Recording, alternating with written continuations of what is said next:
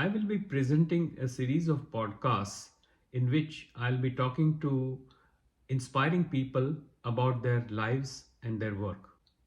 In this episode, I'll be talking to Harish Surati, a fellow IITan who started his life from humble beginnings to create an empire of hotels in the US.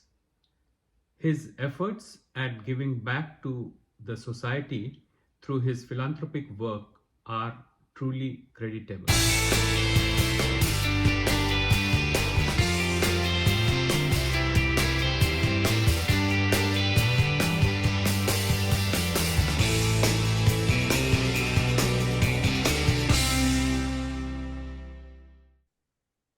My guest today is Harish Surati. He is a well-known hotelier and philanthropist based in the US. He now owns about 60 hotels in the US and manages assets worth $1 billion. He is also a philanthropist who has built a 100-bedded charitable hospital in Gujarat and has given scholarships to 100 bright and deserving students from very poor backgrounds. In addition, he donates to other worthy causes as well. Harish himself comes from a humble background. Probably that's why he's totally unassuming and down to earth. I have known Harish for over 55 years as a fellow IITan. Welcome to the show, Harish. Thank you. So, shall we start? Yes, go ahead. You had given me a glowing introduction. I don't know whether I deserve it or not. You, of course, deserve We it. will Yeah. see. Okay, so let's start. So, could you share a little bit about your family background and early schooling in Gujarat? I went to CN Vidyalay, which is a Gujarati medium school. It is one of the prime school in Ahmedabad and is based on a loosely Shantiniketan theme. So we had Pratna Mandir, where many literary figures were invited, and our principal himself was a very well-known poet. So we had immersion in the literature from the beginning, and I think that really helped me throughout my life. Wonderful. So, how did you decide to join IIT and how challenging it was to join such a prestigious institution? When I was in 10th grade, our school sent the top 5 students to college courses. And there was a dissection of frog there. And I almost fainted. So I knew that the medical was not for me. And I was very good in maths. So I decided that maybe IIT is the route I should take. I did self-study for IIT, no preparation classes, and by God's grace, I did get an admission. I wanted to get into chemical engineering, but first I got in metallurgy, and after 2 years, I switched to chemical engineering. Oh, that's great.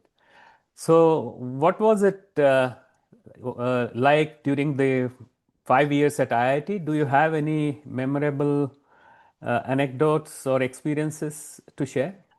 Uh, my 5 years at IIT were wonderful, and I think because of the caliber of the students that I was with, it really pushed me to achieve higher and to study better. But I'm a very serious and studious guy anyway.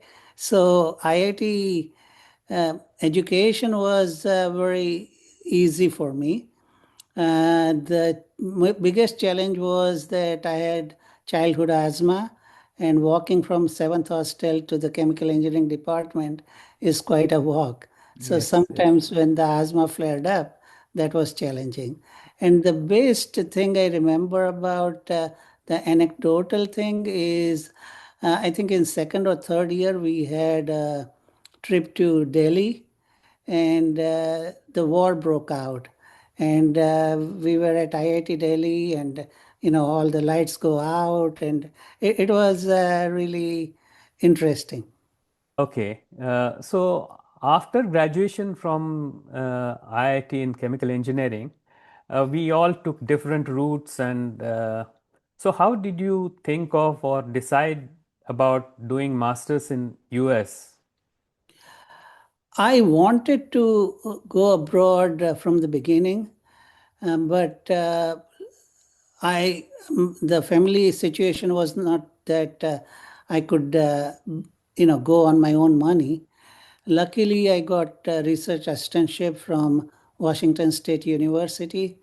I did very well in GRE, and I think my presentation was probably something that they liked. So, since I got the scholarship, I was able to come to US. Nice. How was the experience of doing masters in US and working in the US thereafter? Uh, in our college courses, there was a course in chemical process industries written by Dr. Shreve and Dr. Austin. So Dr. Austin was our head of the department at Washington State, and then later Dr. Joseph Brink, who worked with Monsanto and was very instrumental in chemical industry and also in sulfuric acid recapture pollution control. So I studied under them, and then when I went to work for air pollution control company, I hired Dr. Brink as our consultant, and we developed a high efficiency sulfuric acid filter for the industry. I understand you also wrote many papers and have a patent. For my research project, I did a foam scrubber, and with my professor and Dr. Brink, we got a US patent on that. And I was, during my job, I was involved with tubular electrostatic precipitators and heat exchangers. And I published several papers on that because electrostatic precipitators in acid industry is very difficult because of corrosion. So we developed a special graphite infused fiberglass plastic and used graphite rods and Carpenter 20 electrodes for developing this tubular electrostatic precipitators. Interesting. But from you are obviously quite immersed in deep chemical engineering, and then how did you make the decision of starting on your own and go into hotel business? I read a lot and I had studied a lot of biographies of successful people, and most of them had made their fortune in real estate. So I was interested in real estate from the beginning. But to do real estate, you require a lot of capital. And obviously, when you are starting out, you don't have that. So I got a group of like minded people who had trust in me and my business acumen. And we bought a small hotel to start with. It required 22,000 for me to get a 10% share. And I had only $5,000 saved at that point. So I borrowed 17,000 on credit card. It is a calculated gamble because in those days you were getting 10% investment tax credit. All the credit card interest was deductible. I was single and in a very high tax bracket. So all these things helped me, and then depreciation, recapture, and all those things. So basically, I was making 30% return on a 12% borrowed capital. And in real estate, the leverage is the main thing. And that helped me throughout my career, and that helped me grow. Wonderful. I mean, it is difficult for people to take risks. So, innovation and risk taking ability are two important things for an entrepreneur. And I think you had both the qualities. Well, Guju blood. Okay, so what were some of the early challenges in the business and how did you overcome those? Well, early challenges because there is inherent prejudice. When you have a darker skin, you have to overcome financial challenges because banks would not lend to you. So you have to build your credibility. You have to motivate your employees. You can work only 14 hours a day. So you have to build a team that is loyal to you and that is efficient. And you have to make sure that they grow with you because that's how you can gain their loyalty. Yeah. So now, in your total, 60 hotels, how many people work for you? Totally, I think we have over 1,000 employees, and we we normally try to limit our portfolio in New York, New Jersey, and Pennsylvania. I used to have a far-flung portfolio from Boston to Baltimore, but I realized that unless you can go there every week, you cannot make money. That's true. Heard that you once rung a, you know, starting bell at the New York Stock Exchange. That's a prestigious thing. How did it happen? Uh, I was the second largest franchisee of Choice Hotels. And in Northeast, developing a hotel takes almost 3 to 4 years. And I was doing all new construction hotels for Choice Hotels. So when they were invited in the New York Stock Exchange, they invited me with the president to ring the opening bell at the New York Stock Exchange. It was quite a honor and a very interesting experience. True. So, what other laurels or awards did you win which you value?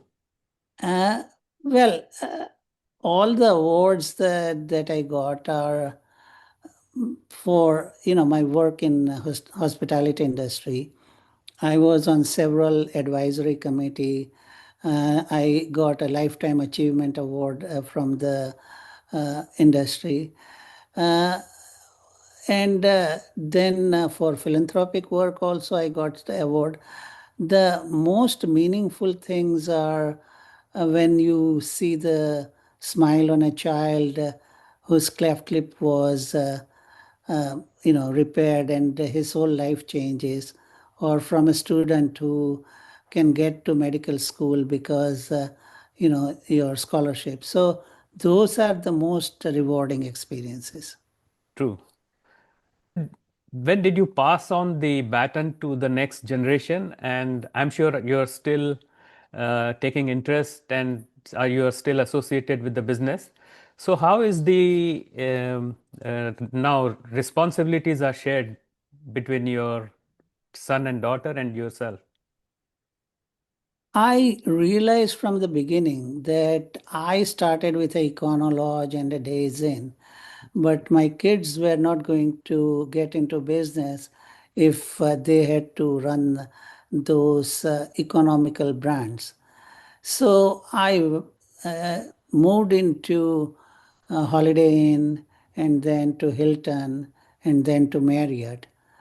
And because these are larger franchise, reputable franchise, and they require a lot of technology, a lot of financial background, and all that.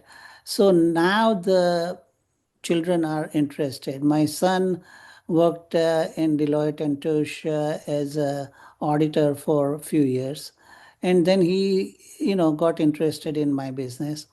My daughter also, after college, joined me.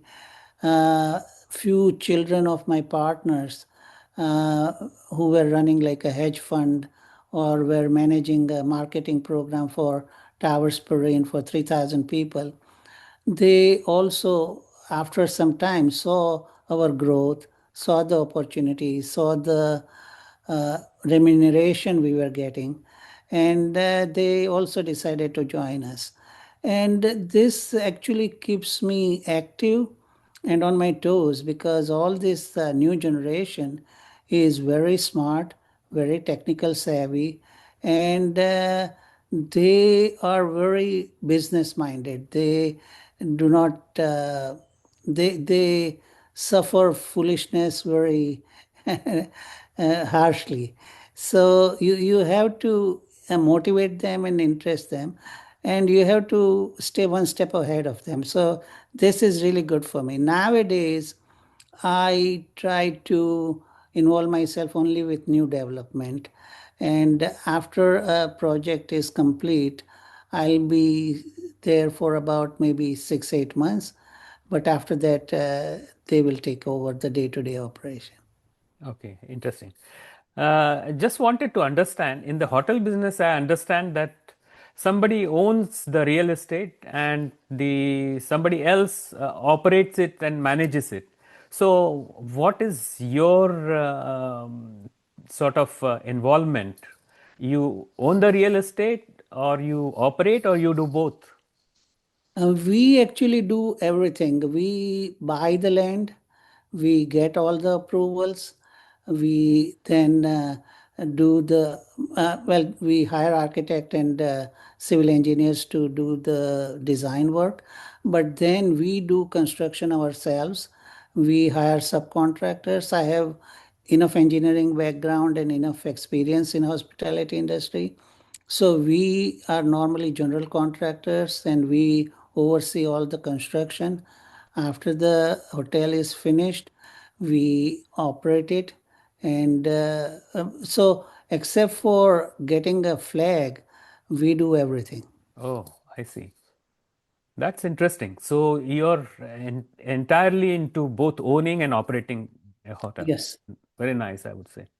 I think now let's come to your philanthropic activities. How did it start and what all areas do you cover? I understand hospital is one project and the scholarships is another. When, when I was a child, my father used to be, in ill health most of the time. So my mother used to worry about all that. And as a child, I don't know what came into my mind, but I told her that, Mom, when I grow up, I'll build a hospital in your name. And she was very proud and laughed at that.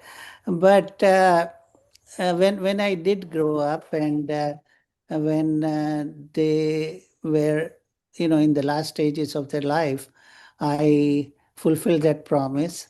I started, there was a hospital in our neighborhood that was a charitable hospital, very 2.5 story building, about 35, 40 beds. Uh, so I donated 41 lakhs there and put my mother's name on that hospital. And then that was in 2000.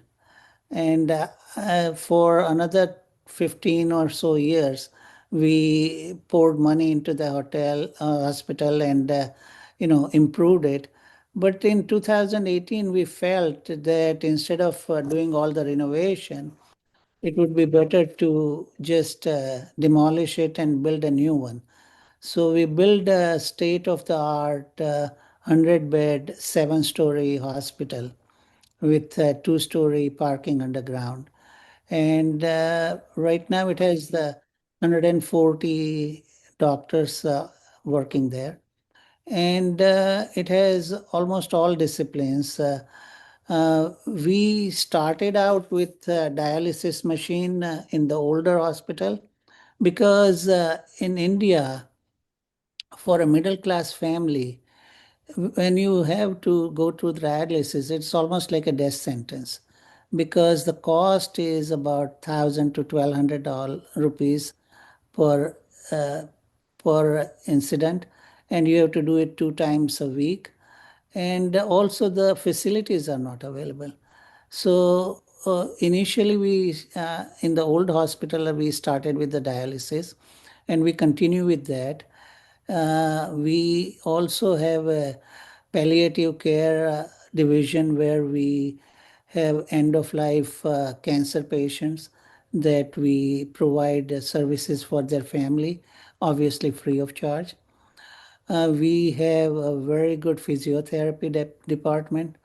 We have just started knee operations.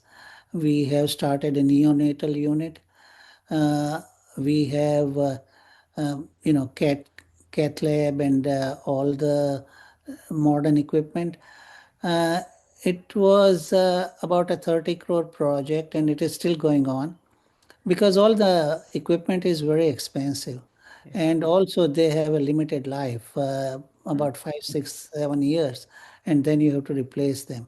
So continuously we are pouring in money, but luckily our work has been recognized, and now a lot of corporate donors and also families see that all these people are working and working very hard without any money incentive. So they also join in our effort, and we have been very successful. Yeah, that's a really creditable work, and so I saw somewhere that there was a case where old grandma had a shoulder fracture, and then it was how it was handled at your hospital, and then also something to do with the heart operations as well. Yes, we since we started the hospital about 3 years ago when it was complete. Now we do heart surgery, we do all types of operation. We have a really modern operation theater, and a lot of specialists come to our hospital for the thing. We are located in a prime area of Ahmedabad. So we are next to IIM, and we are next to Atira, and there are a lot of educational institution around us. So we get a lot of exposure, and we provide free services to most of the needy people, as well as all the our trustees are Jain, so we cater to all the saints and all those people and Oh, I see. students and everything.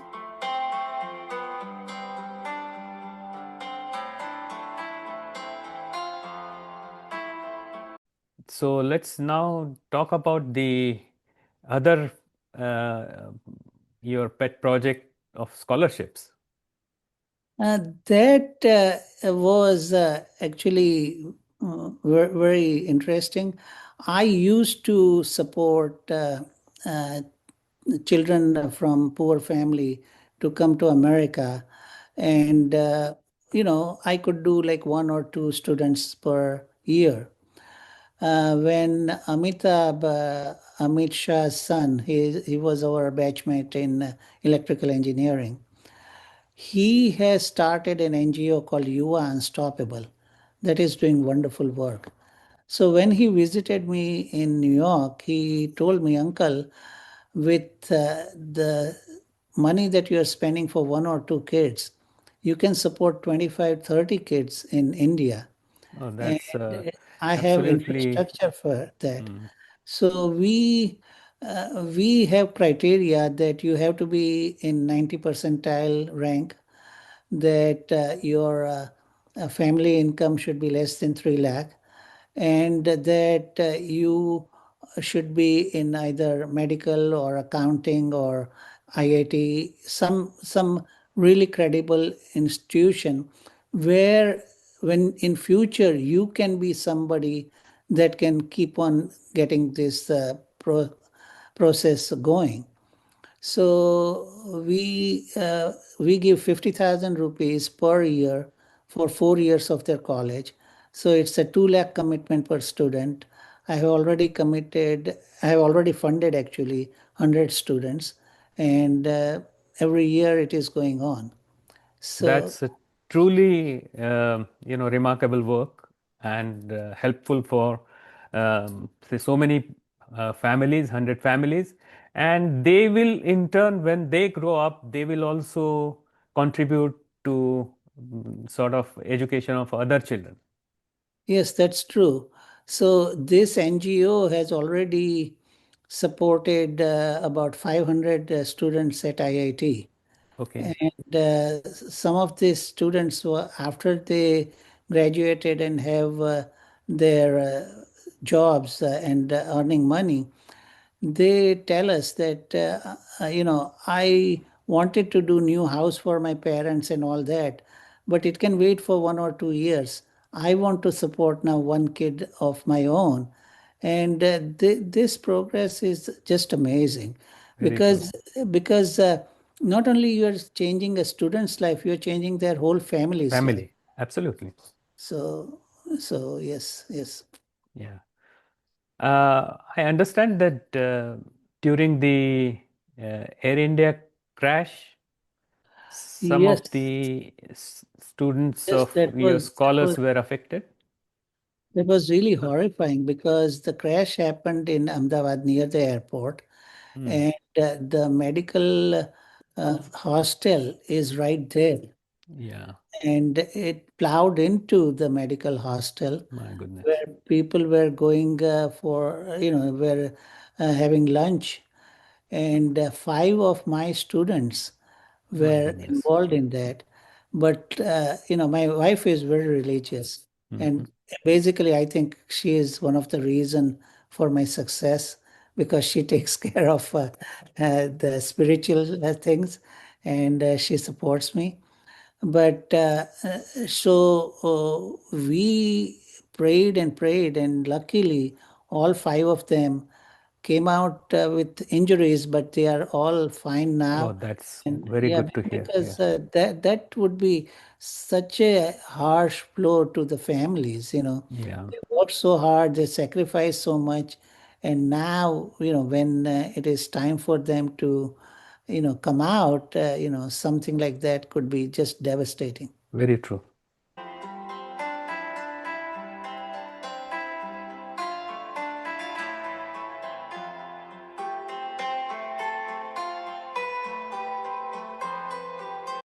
Do you sort of have any hobbies which interest you? I love to read and I love to write. I am you know, a literature guy that went into engineering because that was the Same here. choice that yeah, you have to make. But yes, I love to read and love to write. So, looking back, what do you consider as the main turning points in your life?